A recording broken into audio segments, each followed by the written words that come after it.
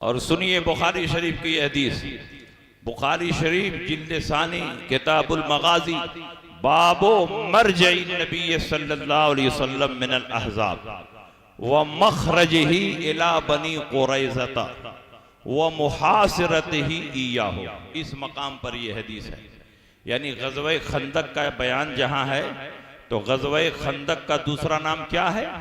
ग़ज़वे अहज़ाब। क्योंकि ग़ज़वे खंदक में मुसलमानों के खिलाफ काफिरों की बेशुमार जमातें जमा हो गई थी और अल्लाह ने एक आंधी भेजी, उनका खेमा उड़ गया, उनके जानवर उड़ गए, सारे काफिर इधर उधर हो गए, तो कसीर जमातें जमा हुई, इसलिए इसको ग़ज़वे अहज़ाब भी कहा गया। मुसलमानों को फतह मिली, नबी अकरम सल्लल्लाहु अलैहि वसल्लम तशरीफ लाए, आपने हथियार खोलना चाहा तो जिब्रील अमीन आपकी बारगाह में कहा, या रसूल अल्लाह, आप अपना हथियार उतार रहे हैं। हम लोगों ने तो अपना हथियार नहीं उतारा है, अल्लाह का हुक्म है कि आप महल्ला बनु कुरैज़ा का मुहासरा करें। और महल्ला बनु कुरैज़ा में यहूदी रहते थे जो इस्लाम के खिलाफ फितना पैदा करते थे। नबी ने फरमाया कि जैसे काफिरों का सफाया हो गया उसी तरह यहूदियों का भी सफाया हो जाए।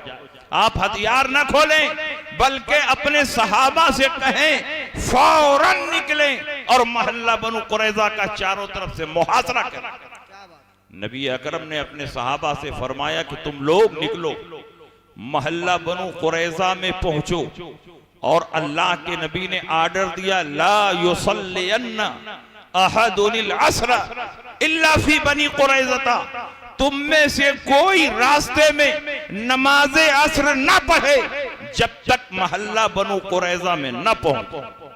सहाबा चले, अब रास्ते में नमाज़े अस्र का वक्त हो गया, यहां तक कि नमाज का वक्त तंग हो गया, अब नहीं अगर पढ़ेंगे तो असर का वक्त निकल जाएगा। तो कुछ सहाबा ने, जो मुज्तहिदीन सहाबा थे, उन्होंने कहा कि हम नमाज़े असर पढ़ेंगे। दूसरे मुज्तहिदीन ने कहा, कैसे नमाज़े असर पढ़ोगे? नबी ने फरमाया, रास्ते में नमाज़े असर न पढ़ना जब तक महल्ला बनु कुरैज़ा में ना पहुंच जाओ, तुम नमाज़े असर न पढ़ो। तो नबी का आर्डर है, हम रास्ते में नमाज़े असर नहीं पढ़ेंगे। नमाज पढ़ना ये भी इताअत है और नबी की बात मानना ये भी इताअत है। नमाज पढ़ना ये भी फर्ज है और नबी की पैरवी ये भी फर्ज है। इसलिए हम एक फर्ज के लिए दूसरे फर्ज को नहीं छोड़े। तो अब यहां मुज्तहिदीन में इख्तलाफ हो गया कि नहीं हो गया? कुछ मुज्तहिदीन सहाबा कर रहे हैं कि नहीं, नबी के फरमान का ये मतलब नहीं था कि नमाज छूटने लगे तो नमाज छोड़ दे। फरमान का मकसद ये था कि सफर में जल्दी करो, सफर में जल्दी करो कि असर तक महल्ला बनु कुरैज़ा में पहुंच जाओ। तो इन्होंने ये मतलब निकाला कि सफर में जल्दी करो, और दूसरे ग्रुप ने ये मतलब निकाला कि नबी जब फरमा रहे हैं कि रास्ते में नमाज न पढ़ना तो हम नहीं पढ़ेंगे। नबी की हदीस के जाहिर पर उन्होंने अमल किया और एक ग्रुप ने नबी के मंशा पर अमल किया। इख्तलाफ हो गया, एक ग्रुप ने हदीस के जाहिर पर अमल किया और रास्ते में नमाज नहीं पढ़ी, महल्ला बनु कुरैज़ा में पहुंचे, नमाज छूट गई, वहां पहुंचने के बाद कज़ा नमाज पढ़ी, और जो उनके मानने वाले थे उनकी पैरवी में लग गए और जो इनके मानने वाले थे इनकी पैरवी में लग गए। इन्होंने रास्ते में नमाज असर पढ़ ली, फिर वहां पहुंचे। जब सरकार महल्ला बनु कुरैज़ा में पहुंचे तो इन सहाबा ने नबी की खिदमत में पहुंचकर अपना इख्तिलाफ पेश किया, या रसूल अल्लाह, नमाज छूटने लगी तो हमने नमाज पढ़ ली, इसलिए कि आपके फरमान का मतलब ये नहीं था कि नमाज छूटने लगे तो छोड़ देना, बल्कि आपके फरमान का मतलब था सफर में जल्दी करो, अब नहीं पहुंच पाए तो रास्ते ही में हमने नमाज असर पढ़ ली। मगर या रसूल अल्लाह, इन लोगों ने नमाज नहीं पढ़ी और नमाज छोड़ दी। इन्होंने कहा कि जब नबी ने मना फरमाया है तो हम रास्ते में नमाज नहीं पढ़ेंगे। तो चाहिए था कि नबी फरमाते ये सही है ये गलत है, इन्होंने अच्छा किया इन्होंने बुरा किया। लेकिन सरकार ने दोनों ग्रुप के अमल को कबूल फरमा लिया, सरकार ने दोनों की तहसीन फरमाई, सरकार ने दोनों को हरी झंडी दे दी। फलम युअन्निफ वाहिदम मिनहुम, रसूल पाक ने इनमें से किसी को डांटा नहीं, किसी को फटकारा नहीं, किसी को गलत नहीं कहा।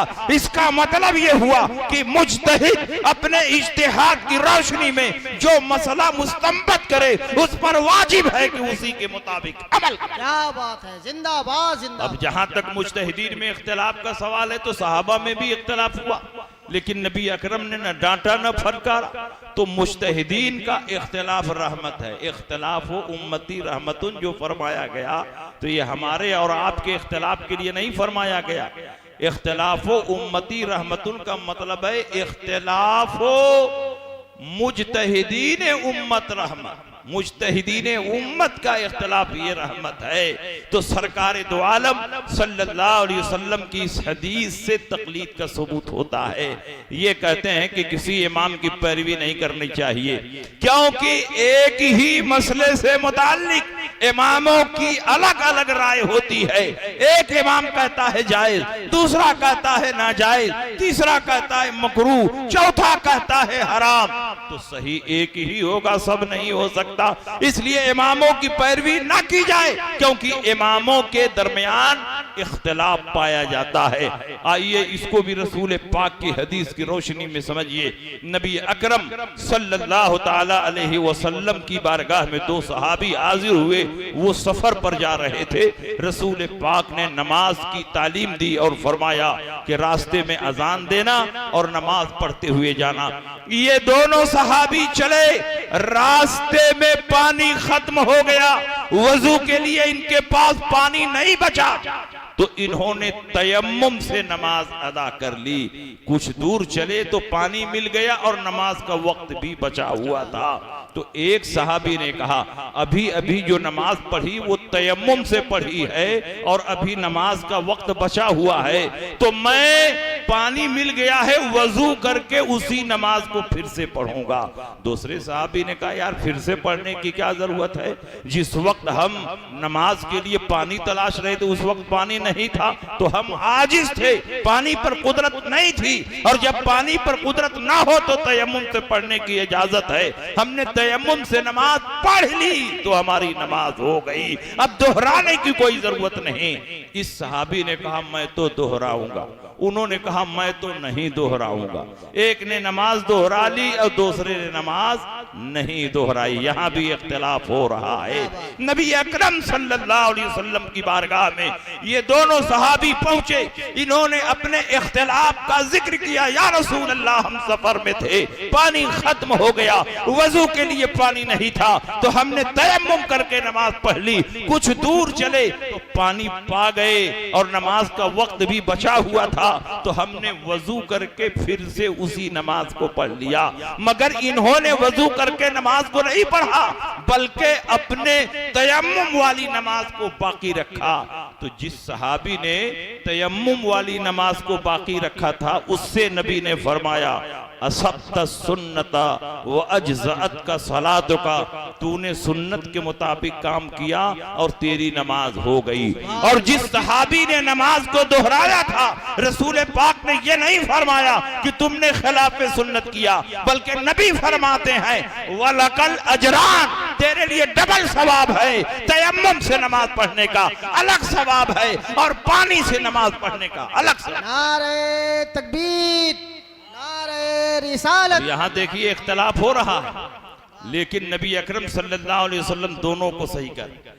बिल्कुल उसी तरह अगर किसी मसले में हनफी, शाफी, मालिकी, हम्बली का इख्तिलाफ हो जाए तो हम कहते हैं चारों हक पर हैं। इमाम आजम भी हक पर हैं, इमाम शाफी भी हक पर हैं, इमाम अहमद इब्ने हम्बल भी हक पर है, इमाम मालिक भी हक पर है, क्योंकि मुज्तहिदीन का इख्तिलाफ रहमत है। जिसने अपने इज्तिहाद की रोशनी में जिस मसले को मुस्तंबत किया उस पर वाजिब है कि वो अपने मसले पर अमल करे। क्या बात है, सुभान अल्लाह। बात समझ में आ रही है कि नहीं समझ में आ रही? लेकिन गैर मुकल्लिदीन कहते हैं हम किसी इमाम के पीछे नहीं चलेंगे, हमको अल्लाह ने बहुत दिमाग दिया है, हम कंप्यूटर से ज्यादा दिमाग रखते हैं, अच्छा इनका दिमाग कैलकुलेटर से भी ज्यादा तेज चलता है। ये कहते हैं हम किसी इमाम की पैरवी नहीं करेंगे, अल्लाह ने हमें दिमाग दिया है, शऊर दिया है, हम डायरेक्ट कुरान और हदीस पर अमल करेंगे, क्योंकि इमामों की तकलीद शिर्क है। मैं कहता हूं हम इमाम आजम की तकलीद कर रहे हैं तो इसलिए तकलीद कर रहे हैं कि ये इमाम आजम की हदीस है, इसलिए कि उन्होंने रसूल पाक की हदीस की रोशनी में और कुरान की रोशनी में ये मसाइल निकाले हैं। तो इमाम आजम के पीछे चलने का माना हुआ कि हम कुरान और हदीस के पीछे चल रहे हैं, अल्लाह रसूल की पैरवी कर रहे हैं। तो चारों इमामों की पैरवी हकीकत में किताब सुन्नत की पैरवी है, उनकी जात की पैरवी नहीं है। क्या बात। मगर ये कहते हैं कि नहीं साहब, हमको तो अल्लाह ने बहुत दिमाग दिया, हमको क्या जरूरत है इमाम आजम के पीछे चलने की, हम अपने दिमाग से मसला निकालें। और जब दिमाग से मसला निकालने लगे तो ऐसा ऐसा मसला निकाला कि मसले को मसाला ही बना दिया। एक मसला निकाला, सूअर का गोश्त हराम है मगर चर्बी हराम नहीं। पूछा गया क्यों? सूअर का गोश्त हराम है और चर्बी हराम नहीं है। कहा कुरान में अल्लाह फरमाता है हुर्रिमत अलैकुमुल मैततो वद्दमो वलहमुल खिंजीर, तुम्हारे ऊपर मुर्दार हराम किया गया, तुम्हारे ऊपर खून हराम किया गया, तुम्हारे ऊपर सूअर का गोश्त हराम किया गया। ये कहते हैं आयते करीबा में गोश्त को हराम किया गया है, चर्बी को कहां हराम किया गया है? इसलिए गोश्त हराम रहेगा और चर्बी हलाल रहेगी। मैंने कहा तुमने अपने हिसाब से ठीक मसला निकाला है, तुम्हारे लिए चर्बी हलाल रहेगी, क्योंकि उसी कुरान में अल्लाह ने फरमाया अल खबीसातो लिल खबीसीना वल खबीसूना लिल खबीसात वत्तय्यिबातो लित तय्यिबीना वत्तय्यिबूना लित तय्यिबात। खबीस और नापाक चीजें नापाकों के लिए हैं, तय्यबो ताहिर और पाक चीजें पाकों के लिए हैं। हम पाक है तो शबे बारात का हलवा है, हम पाक है तो 11वीं का खिचड़ा है। तुम नजीस और नापाक हो तो तुम्हारे लिए सूअर की चर्बी। तुम अपनी किस्मत पर नाज करो और हम अपने मुकद्दर पे नाज करो। हमको तो गौसे पाक का मुर्गा मिल रहा है, ख्वाजा का बकरा मिल रहा है, और तुमको क्या मिल रहा है? सूअर की चर्बी मिल रही है। हालांकि उसी कुरान में अगर गौर करो तो सूअर के गोश्त के हराम होने पर जो दलील है वही चर्बी के हराम होने पर दलील। क्या कहने। कुल्ला अजिदु फीमा ऊहिया इलैया मुहर्रमन अला ताइबिन यतअमुहु इल्ला अन यकूना मैततन औ दमम मस्फूहन औ लहम खिंजीरिन फइन्नहु रिजसन। ऐ नबी आप फरमा दीजिए कि जो कुछ मैं तिलावत कर रहा हूँ उसमें किसी चीज को हराम नहीं पाता मगर ये कि वो मुर्दार हो या बहता खून हो या सूअर का गोश्त हो, इनको मैं हराम पाता हूँ। फइन्नहु रिजसन, इसलिए कि सूअर नजसुल ऐन है। तो फइन्नहु में हा की जमीर लौट रही है सूअर की तरफ। जब सूअर नजसुल ऐन है, और नजसुल ऐन बोलते हैं जो नीचे से ऊपर तक हराम ही हराम हो, जब सूअर को अल्लाह ने कुरान में नजसुल ऐन फरमा दिया तो उसका नाखून भी हराम होगा, उसका चमड़ा भी हराम होगा, उसका गोश्त भी हराम होगा, उसकी चर्बी भी हराम होगी, उसका बाल भी हराम होगा, उसकी हड्डी भी हराम होगी, क्योंकि वो नजसुल ऐन है, और जो नजसुल ऐन होगा वो सरापा हराम। नारे तकबीर, नारे रिसालत, साक़िए कौसर कॉन्फ्रेंस, अल्लामा मुफ्ती शमशाद अहमद साहब किबला मिसबाही। तो ये कुरान और हदीस पर अमल करने वाली जमात नहीं। हदीस के नाम पर धोखा, हदीस के नाम पर फरेब, हदीस के नाम पर मुगालता, सिर्फ 5 हदीसों पर अमल करके ये अहले हदीस बने हुए हैं। और सहाबा पूरी जिंदगी लाखों लाख हदीसों पर अमल करते रहे। सहाबा ने कभी नहीं ये कहा कि हम अहले हदीस हैं, बल्कि सहाबा हमेशा अपने आप को अहले सुन्नत समझते थे और अहले सुन्नत बताते थे। क्या कहने। जिंदाबाद। बताओ अहले हदीस का नाम आया कहां से? अंग्रेजों ने ये नाम दिया, वो भी इनको बहुत गिड़गिड़ाना पड़ा कि लोग हमको गैर मुकल्लिद कहते हैं, गैर मुकल्लिद कहते हैं, तो आपको ये अच्छा सा नाम दे दीजिए। तो कहा चलो तुम्हारा नाम अहले हदीस रहेगा, एक अहले कुरान रहेगा, एक अहले हदीस रहेगा। और जिसमें अहल लग जाए समझिए कि सबसे बड़ा ना अहल वही है। अहले कुरान। इन्होंने सोचा कि हम अपनी जमात कैसे बढ़ाएं। जब तक कुरान को नहीं जोड़ेंगे अपने नाम में तो मुसलमान कैसे करीब आएंगे। कुरान के नाम पर, हदीस के नाम पर मुसलमान करीब हो जाता है।